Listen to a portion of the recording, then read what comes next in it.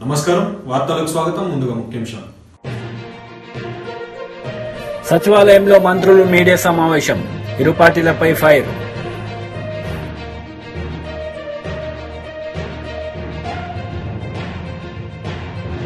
రా కదలిరా భారీ బహిరంగ సభలో చంద్రబాబు నాయుడు సీఎం జగన్ పై ఫైర్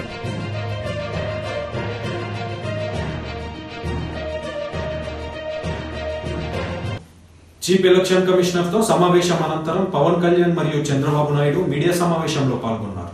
ఈ సందర్భంగా వారు మాట్లాడారు. ఈరోజు నేను అదేవిధంగా జనసేన అధినేత పవన్ కళ్యాణ్ గారు కలిసి ఎలక్షన్ కమిషన్ కలిసాం. అన్ని విషయాలు కూడా చాలా స్పష్టంగా వారికి ఎక్స్ప్లెయిన్ చేశాం. నా సుదీర్ఘ రాజకీయ చరిత్రలో కానీ పవన్ కళ్యాణ్ గారు కూడా రాజకీయాల్లోకి రావడమే కాకుండా రాజకీయాలను వాచ్ చేస్తూ ఉండడం కానీ ఇవన్నీ చూసిన తర్వాత ఎప్పుడూ జరగనటువంటి అరాచకాలు జరుగుతున్నాయి. ప్రజాస్వామ్యాన్ని అపహాస్యం చేసే పరిస్థితికి వస్తున్నారు. ఇంతవరకు మీరు చూస్తే కేసులు అయితే మా మీద విపరీతంగా బుక్ చేసి అంటే ఎక్కడ కూడా పనిచేయకుండా చేయడం కోసం రాజకీయ పార్టీల కార్యకర్తల్ని లేకుంటే అందులో పనిచేసే వ్యవస్థనే మొత్తం సర్వనాశనం చేయాలి, నిర్వీర్యం చేయాలని ప్రయత్నం చేశారు. ఇప్పుడు ప్రజల్లో ఉండే తిరుగుబాటు చూసిన తర్వాత హోల్సేల్గా ఓటర్స్ అందరినీ మార్చేయడం, దొంగ ఓట్లు వేసుకోవడం ఇలాంటి చేస్తే తప్ప సాధ్యం కాదనే కన్క్లూజన్కి వచ్చారు. ఈరోజు ఒక ఎగ్జాంపుల్ ఇచ్చాం. ఒక్క చంద్రగిరిలో ఫామ్ 6 కింద 1,15,000 ఓట్లు ఇచ్చారు. దాంట్లో దగ్గర 33,000 ఓట్లు ఆమోదించారు. దాంట్లో వేరే నియోజకవర్గంలో విత్ ఎవిడెన్స్ అన్ని కూడా మేము పెట్టాం. అవన్నీ కూడా వారికి ఎక్స్ప్లెయిన్ చేశాను. అదే మరిగా స్టేట్ ఎలక్షన్ కమిషనర్ ఆ రోజు పడిన అవస్థ కానీ కడాన ఆయన డ్యూటీ కండక్ట్ చేయడానికి ఆయన విధి నిర్వహించడానికి సెంట్రల్ హోమ్ మినిస్టర్ని అడిగాడు ప్రొటెక్షన్ కోసం. కుటుంబాన్ని ఆయనకు సెక్యూరిటీ కావాలని అడిగే పరిస్థితి అవి కూడా ఇచ్చాం. ఫైనల్గా మేము రిక్వెస్ట్ చేసింది వారిని ఒకటే చెప్పాం.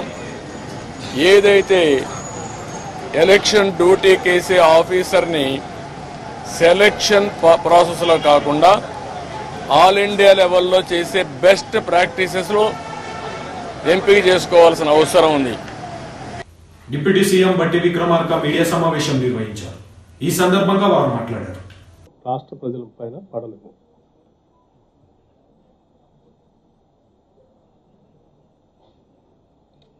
ఈ రాష్ట్రంలో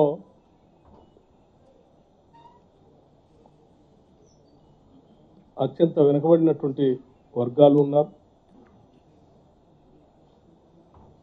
సామాజికంగా తరతరాలుగా అనేక అవసరాలు అందుబాటులో రాలేనటువంటి వాళ్ళు కూడా ఉన్నారు. నిరుద్యోగ యువతీ యువకులు,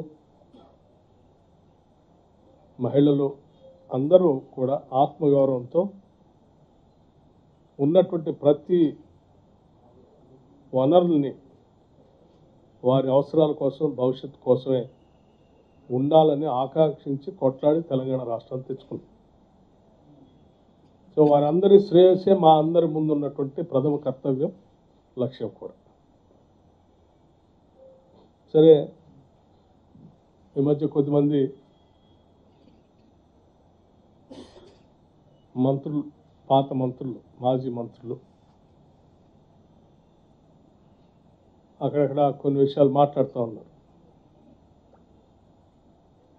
హైదరాబాద్లో formula E race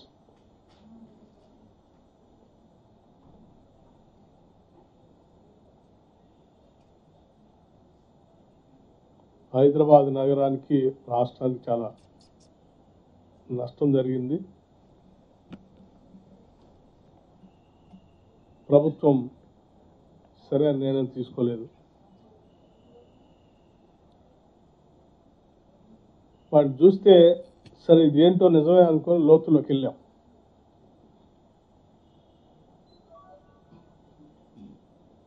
formula E race ప్రజలందరికీ తెలియాలి.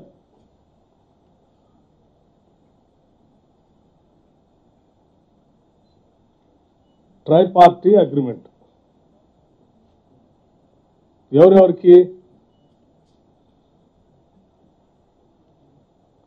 దాన్ని తీసుకొని వచ్చి ఈడ రేస్ కండక్ట్ చేసుకొని టికెట్లు అమ్ముకొని దాంతో లబ్ధి పొందాం అనుకునేటువంటి ఒక కంపెనీ పేరు ఎస్ నెక్స్ట్ జెన్. సరే అది ఎవరిదో, దానికి సంబంధించినటువంటి వాళ్ళు ఎవరో తర్వాత చెప్తాం. వారు ఏబిపి ఫార్ములా ఈ ఇంకో కంపెనీ, ఈ ఫార్ములా ఈ రేస్ కండక్ట్ చేసేవాళ్ళ కంపెనీ ప్లస్ తెలంగాణ రాష్ట్రం, ఈ ముగ్గురు కలిసి ట్రై పార్టీ అగ్రిమెంట్ చేశారు. ఈ అగ్రిమెంటు 25 అక్టోబర్ 2022. దీనికి సంబంధించి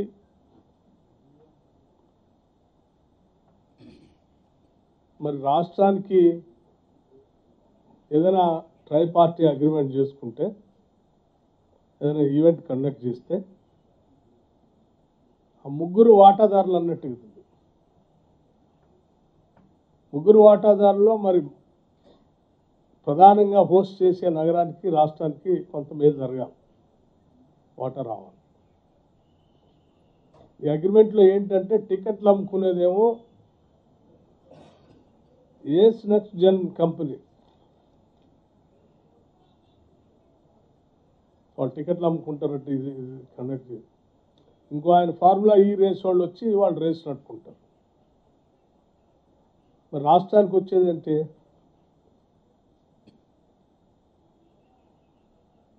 రాష్ట్రం అంట రేస్ కావాల్సిన ట్రాక్ ఇన్ఫ్రాస్ట్రక్చర్ తయారు చేయాలి.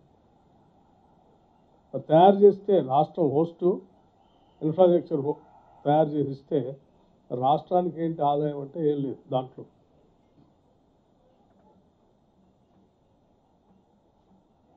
అంటే రాష్ట్రాన్ని మీ అవసరాల కోసం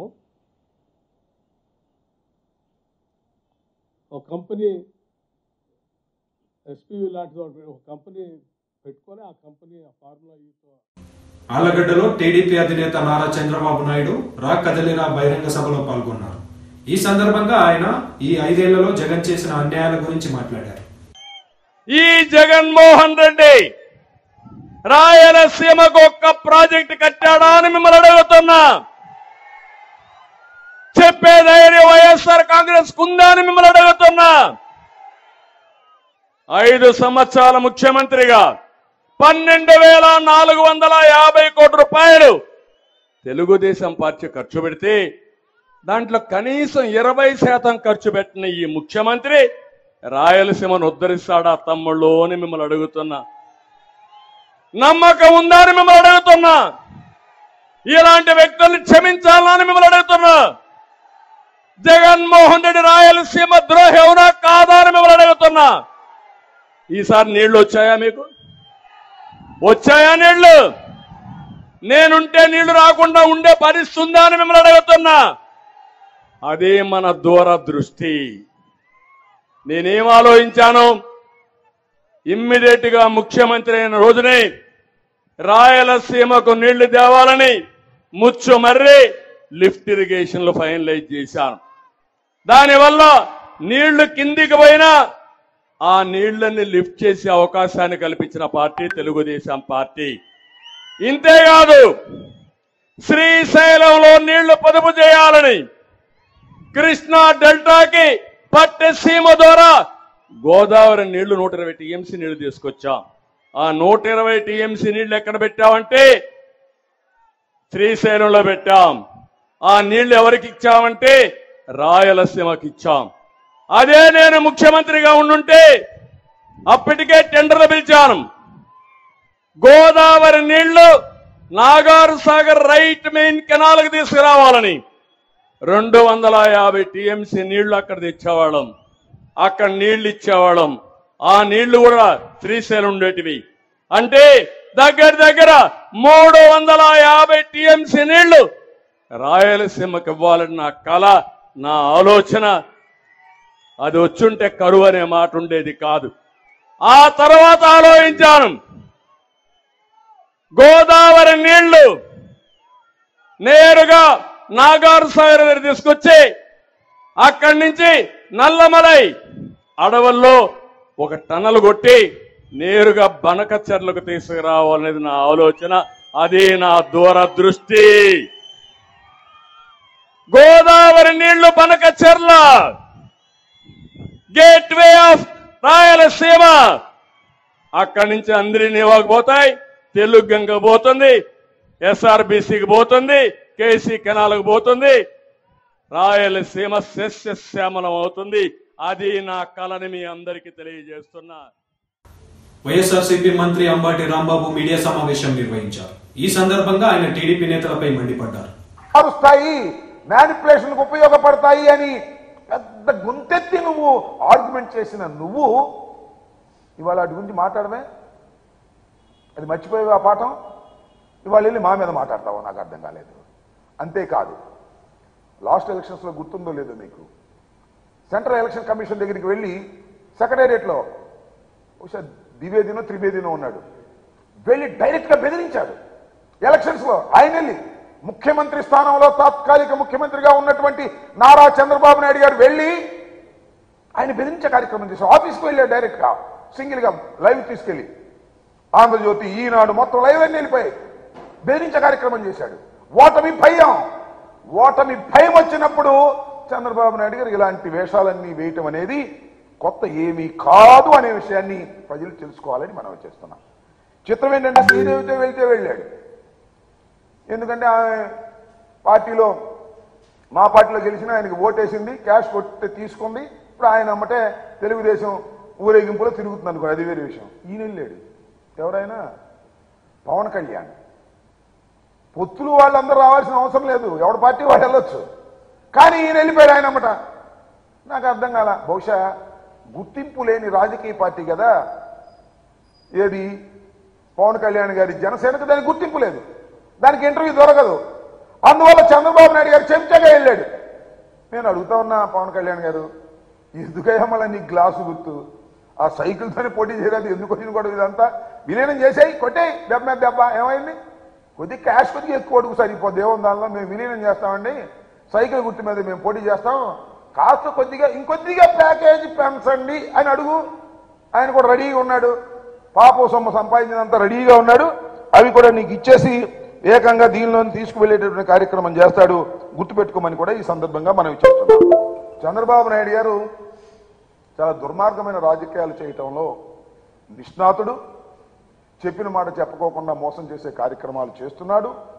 విచ్చలవిడిగా దానికి తోడు తానా తందానా అనే పత్రికలు బయలుదేరాయి. అవి చూస్తే ఒకవేళ నిజంగా ఎప్పుడన్నా నేను పని పెద్దలు చదువుతుంటా పైన హెడ్డింగ్లు, ఎవరు చూడమాక చూస్తే ఎట్లా ఉంటుందంటే చంద్రబాబు నాయుడు వచ్చేసి అధికారంలో కూర్చున్నట్టే ఉంటుంది. ఆ ఈనాడు ఒకటి ఆంధ్రజ్యోతి ఒకటి రాస్తుంటే అయిపోయింది వైఎస్ఆర్ కాంగ్రెస్ పార్టీ పని, తెలుగుదేశం అధికారంలోకి వచ్చేసింది. బీజేపీ దుబ్బాక మాజీ ఎమ్మెల్యే రఘునందన్ మీడియా సమావేశం నిర్వహించారు. ఈ సందర్భంగా ఆయన మాట్లాడారు. షాబాను అనేటువంటి ఒక లేడీ 1978లో తన భర్త తనకు విడాకులు ఇచ్చిండని, పిల్లలతో తన మనుగడ కష్టమైతుందని మనోవర్ టీమ్ అని చెప్పి 1978 నుంచి కొట్లాడితే 1985లో ఈ రోజు సుప్రీంకోర్టు చీఫ్ జస్టిస్ గా ఉన్నటువంటి చంద్రచూడ్ గారి తండ్రి ఈ రోజు సుప్రీంకోర్టులో చీఫ్ జస్టిస్ గా ఉంది. డివై చంద్రచూడ్ గారు సుప్రీంకోర్టు చీఫ్ జస్టిస్. 1985లో ఆ రోజు జడ్జిమెంట్ ఇచ్చింది, షాబాను కేసులో జడ్జిమెంట్ ఇచ్చింది ఎవరు?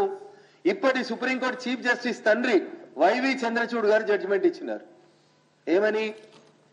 సెక్యులర్ దేశం భారతదేశం, ఒక కులమోళ్ళకి భరణం ఇయ్యాలి, ఇంకో కులమోళ్ళకి భరణం ఇయ్యద్దనడం తప్పు, ముస్లిం మహిళ అయినా, హిందూ మహిళ అయినా, క్రిస్టియన్ మహిళ అయినా భర్త భార్యకు విడాకులు ఇచ్చినట్లయితే భరణం ఇవ్వాలి, మెయింటెనెన్స్ ఇవ్వాలి, సెక్షన్ 125 కింద మెయింటెనెన్స్ ఇవ్వాలని చెప్పింది. ఒక జడ్జి చెప్పలే, 5 జడ్జెస్ బిల్కిస్ బానో కేసులో. ఆ రోజు షాబానో కేసులో జడ్జిమెంట్ ఇచ్చింది సుప్రీంకోర్టు చీఫ్ జస్టిస్, ప్రస్తుత చీఫ్ జస్టిస్ గారి తండ్రి జస్టిస్ వైవి చంద్రచూడ్ గారు, రంగనాథ్ మిశ్రా గారు, డిఏ దేశాయి గారు, మన తెలుగు జడ్జి గారు కూడా ఒకరు ఉన్నారు, ఓ చిన్నపరెడ్డి గారు, ఈఎస్ వెంకటరామయ్య గారు. ఈ 5 జడ్జీలు ఏమన్నారంటే, బెంచ్ ఏమన్నదంటే, మీరు హిందువా, ముస్లిమా, క్రిస్టియన్ పక్కన పెట్టి భర్త భార్యను వదిలేస్తున్నప్పుడు భరణం ఇవ్వడం సమంజసం అని ఈ దేశంలో ఉన్న సర్వోన్నత న్యాయస్థానం జడ్జిమెంట్ ఇస్తే. టీడీపీ పోలిట్ బ్యూరో సభ్యులు వర్లరామయ్య మీడియా సమావేశం నిర్వహించారు. ఈ సందర్భంగా ఆయన దళితులను అవమానాలకు గురి చేయడమే మీ లక్ష్యమా అంటూ జగన్ ప్రభుత్వం పైన మండిపడ్డారు. కన్ఫర్మ్ గా ఉన్నామండి మేము, అంటే ఊపిరి సల్పటం లేదు వైఎస్ఆర్ కాంగ్రెస్ పార్టీలో ఉండటానికి, ఆ ప్రైవేట్ లిమిటెడ్ కంపెనీలో కంటిన్యూ అవటానికి. మారాలి మారాలి మారాలి, ట్రాన్స్ఫర్ చేస్తాను ఇక్కడి నుంచి అక్కడ కాదు, వాళ్ళని కాదు మార్చాల్సింది, 174 క్యాండిడేట్స్ని కాదు, 175 ఆయన 174 ఇన్ఛార్జీలను కానీ క్యాండిడేట్స్ని కాదు మార్చవలసింది, మీరే మారాలి. ట్రాన్స్ఫర్ మీకు కావాలి. ఇప్పుడు జగన్మోహన్ రెడ్డిని ముఖ్యమంత్రి పదవి నుంచి ట్రాన్స్ఫర్ చేయాలా? ప్రజలందరూ సిద్ధంగా ఉన్నారు. No, you doesn't deserve to be chief minister of the state. నీకు ట్రాన్స్ఫర్. ఎక్కడికి పోతాడు? అగమ్య గోచరం, ఎక్కడికి పోవాలో తెలియని పరిస్థితి జగన్మోహన్ రెడ్డి గారిది. రాబోయే రోజుల్లో ఒక ప్రతిపక్ష నాయకుడి హోదా కూడా దక్కదత్తను కానీ ప్రజలు చెబుతూ ఉన్నారు, ఆ పార్టీ నాయకులు చెబుతున్నారు, చెట్టు మీద పెట్టల్లాగా ఎగిరిపోతూ ఉన్నారు. ముఖ్యంగా అతని ఎమ్మెల్సీ కవిత మీడియా సమావేశం నిర్వహించారు. ఈ సందర్భంగా ఆమె మాట్లాడారు. మీద ఉన్నటువంటి మా అక్క చెల్లెలు, ఎంపీపీలు, వైస్ ఎంపీపీలు, అట్లానే మా సోదరులు, యువమిత్రులు, అనేక పదవులలో ఉన్నటువంటి వాళ్ళు, పదవులలో లేనటువంటి వాళ్ళు, వేదిక మీద ఉన్న కార్యకర్తలకు, నాయకులకి, మీడియా మిత్రులకి అందరికీ కూడా హృదయపూర్వకంగా నమస్కారాలు తెలియజేస్తూ ఉన్నాను. మహబూబ్ నగర్ జిల్లాకు నాకు ఒక ప్రత్యేకమైనటువంటి అనుబంధం ఉన్న విషయం మీ అందరికీ తెలిసిందే. 2009లో ఎప్పుడైతే గౌరవ కేసీఆర్ గారు మహబూబ్ నగర్ నుంచి పోటీ చేయాలని నిర్ణయం తీసుకున్నారో, ఆనాడు ఇక్కడికి వచ్చినామంటే అప్పటి నుండి ఈ జిల్లాతోని అనుబంధం, అప్పటి నుండి ఇక్కడ జిల్లా పార్టీతోని, కార్యకర్తలతోని, నాయకులతోని ఒక ప్రత్యేకమైనటువంటి అనుబంధం అన్నది నా జీవితంలో ఎదురైనటువంటి ఒక మంచి ఘటనగా నేను అనుకుంటా ఉంటాను. అందుకే నిజామాబాద్ వాళ్ళు ఎట్లయితే నా దగ్గరికి అధికారంతో వస్తారో, మహబూబ్ నగర్ వాళ్ళు కూడా నా దగ్గరికి అట్లనే అధికారంతో వచ్చి ఏమన్నా పనులున్నా, ఏమున్నా, చెప్పేది ఉన్నా, మాట్లాడేది ఉన్నా ఆపత్తికి సంపత్తికి వచ్చిపోతూ ఉంటారు. ఇవాళ కూడా మరి మహబూబ్ నగర్లో గౌరవనీయులు దేవరకద్ర మాజీ శాసనసభ్యులు వారి సోదరులు మరి మొన్ననే గతించినారు. వారి ఇంటికి పోయి వారిని పరామర్శ చేయడానికి ఆళ్ళ వెంకటేశ్వర రెడ్డి గారి దగ్గరికి వెళ్ళి రావడం జరిగింది. ఒక మంచి కుటుంబ సభ్యుల్లాగా మహబూబ్ నగర్లో ఉండేటటువంటి మన నాయకులందరితో కూడా అనుబంధం ఉంది కాబట్టి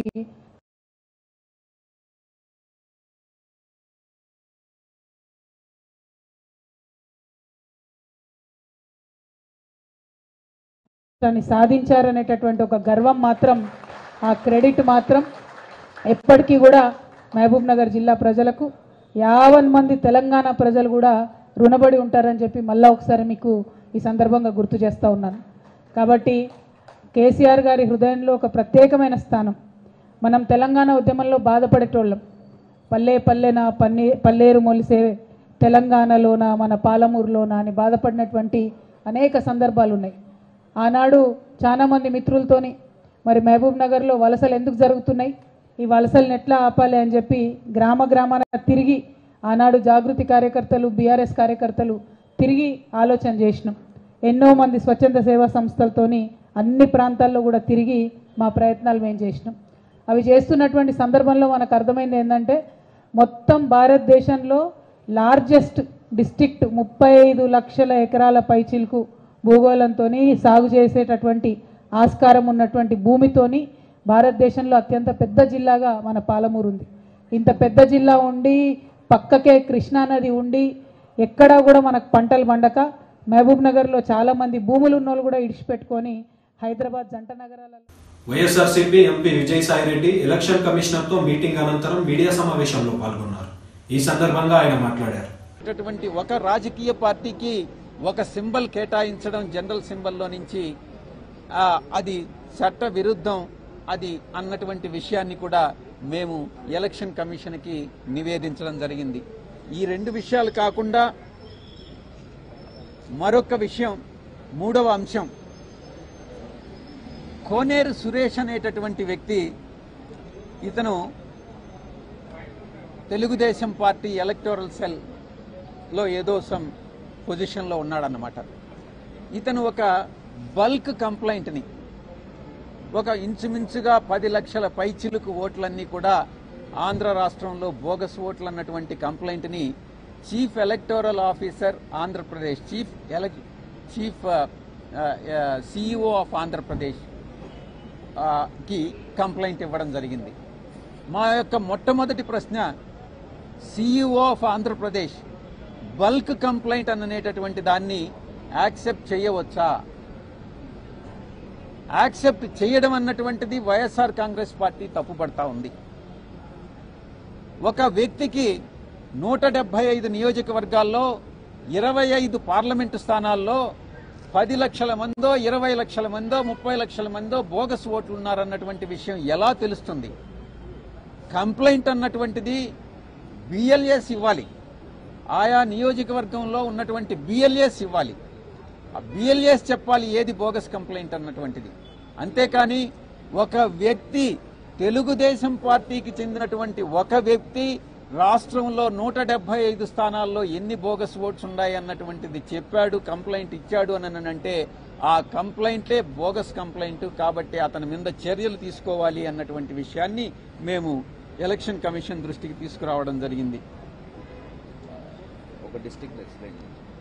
ఇక మేము అతనిచ్చిన కంప్లైంట్ని చీఫ్ ఎలక్టర్ సిఇఓ ఆంధ్రప్రదేశ్ జిల్లా మొత్తం 26 జిల్లాలకి కలెక్టర్లకి పంపించడం జరిగింది. 26 జిల్లాల కలెక్టర్లకి కూడా పంపించినటువంటి ఈ యొక్క కంప్లైంట్ దాన్ని ఈఆర్ఓస్, ఎలక్టోరల్ రిజిస్టర్డ్ ఆఫీసర్స్, ఆ రెస్పెక్టివ్ కలెక్టర్స్ అందరూ కూడా ఎంక్వైరీ చేసి దాని మీద రిపోర్ట్ని ఎంతవరకు ఇది బోగసు, ఎన్ని ఓట్లు జెన్యూన్ అన్నటువంటి విషయాన్ని రిపోర్టుని ఎలక్షన్ కమిషన్కి సబ్మిట్ చేయడం జరిగింది. ఒక్కసారి మీరు ఆలోచించండి, ఎంత బ్యూరోక్రాటిక్ టైంని వేస్ట్ చేస్తున్నారు. నిజంగా ఈ యొక్క 26 జిల్లాల్లో అతను ఇచ్చినటువంటి ఆ కంప్లైంట్ని వెరిఫై చేస్తే దాంట్లో మేము ఆర్టీఐ ద్వారా మేము ఇన్ఫర్మేషన్. సచివాలయంలో కాంగ్రెస్ మంత్రులు మీడియా సమావేశం నిర్వహించారు. ఈ సందర్భంగా వారు మాట్లాడారు. అన్ని మీటింగుల్లో ఈనాడున్న ముఖ్యమంత్రి గారు గాని, ఈనాడున్న డిప్యూటీ చీఫ్ మినిస్టర్ గారు గాని, మా నాయకులు రాహుల్ గాంధీ గారు, ఖర్గే గారు, ప్రియాంక గాంధీ గారు, సోనియా గాంధీ గారు కూడా ఏ వేదికల్లో కూడా 40 రోజులు 50 రోజుల్లో చేస్తానల్లా 100 రోజుల్లో ఈ 6 గ్యారెంటీల్ని ప్రతి ఇంటికి అర్హులైన ప్రతి ఇంటికి చేర్చే బాధ్యత చేస్తామని చెప్పాం. మేము అధికారంలోకి వచ్చి ఇంకా పూర్తిగా ప్రమాణ స్వీకారం చేసింది డిసెంబర్ 9వ తారీఖు నాడు. ఇది శాసనసభ్యులుగా అంటే ప్రభుత్వంలోకి వచ్చి ఇంకా రేపటికి సంవత్సరం నెల అవుతుంది.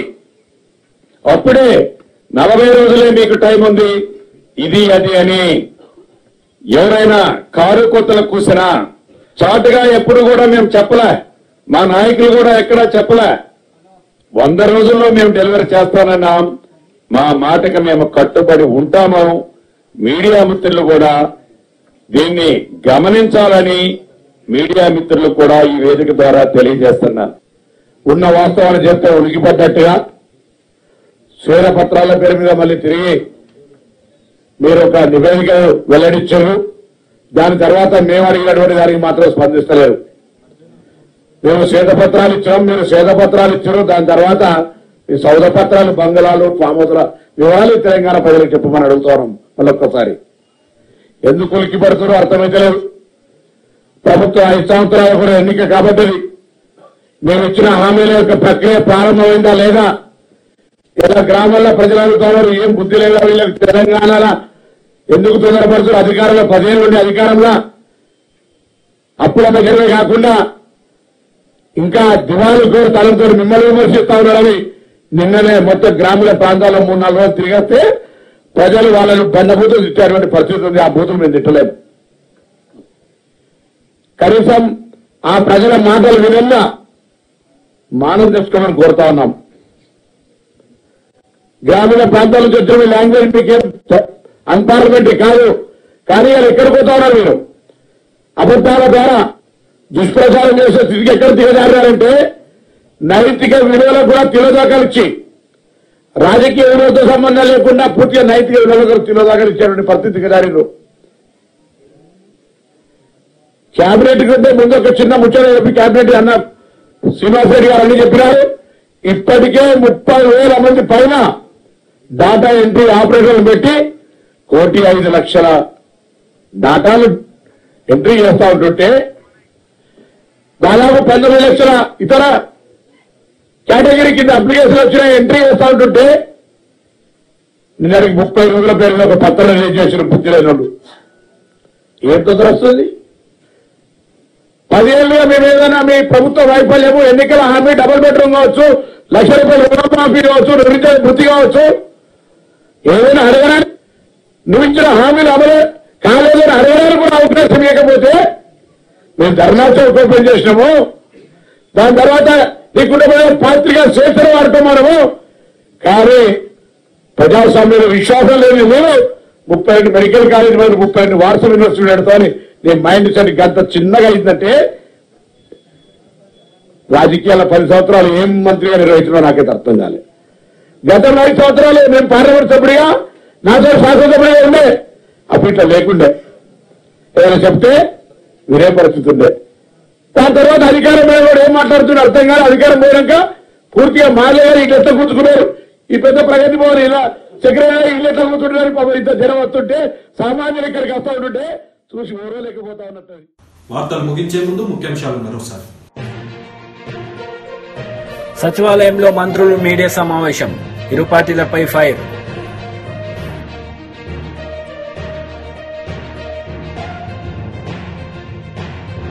రా కదలిరా భారీ బహిరంగ సభలో చంద్రబాబు నాయుడు, సీఎం జగన్ పై ఫైర్.